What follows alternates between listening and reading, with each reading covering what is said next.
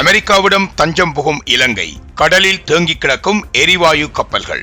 மத்திய கிழக்கில் நிலவும் போர் சூழலால் எரிவாயு விநியோகம் பாதிக்கப்படுவதை தவிர்க்க இலங்கை தனது சமையல் எரிவாயு தேவையை அமெரிக்காவிடமிருந்து பூர்த்தி செய்து கொள்ள தீர்மானித்துள்ளது. இதன்படி இறக்குமதி செய்யப்பட்ட ஒரு தொகுதி எரிவாயு தற்போது மாலைதீவு கடற்பரப்பில் நிறுத்தி வைக்கப்பட்டுள்ளதாக தெரிவிக்கப்பட்டுள்ளது. Discover the magic of Sri Lanka with Satkin Holidays. Book your unforgettable adventure today with Satkin Holidays. இலங்கையில் போதிய அளவு களஞ்சிய வசதிகள் இல்லாத காரணத்தினாலேயே 22,000 தொன் எரிவாயுவை சுமந்து வந்த கப்பல் மாலைதீவு கடற்பரப்பில் நங்கூரமிட்டுள்ளதாக லிட்ரோ எரிவாயு நிறுவனத்தின் தலைவர் சன குணவர்த்ன தெரிவித்துள்ளார்.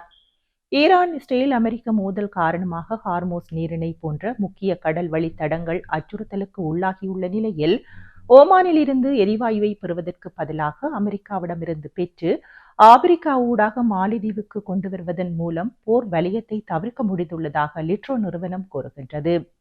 அமெரிக்காவில் எரிவாயுவின் விலை சற்றே குறைவாக இருந்தாலும் மிக நீண்ட தூரம் பயணிக்க வேண்டி இருப்பதால் போக்குவரத்து செலவு அதிகமாகிறது என்றும் இதனால் விலையில் பெரிய அளவில் மாற்றம் ஏற்படாது என தெரிவிக்கப்பட்டுள்ளது. சந்தையில் இன்னும் எரிவாயு பற்றாக்குறை நிலவுவது குறித்து விளக்கமளித்த தலைவர், தனியார் நிறுவனமான லாஃபாஸ் எரிவாயு விநியோகத்தில் ஏற்பட்டுள்ள பாரிய சரிவை ஈடு செய்யும் பொறுப்பு லிட்ரோ நிறுவனத்திற்கு ஏற்பட்டுள்ளது என தெரிவித்தார். கரவலப்பிட்டியவில் போதிய இடவசதி இல்லாததால் மாலைதீவில் உள்ள பெரிய கப்பலில் இருந்து சிறிய கப்பல்கள் மூலம் 2 நாட்களுக்கு ஒருமுறை இலங்கைக்கு எரிவாயு கொண்டு வரப்படுகிறது.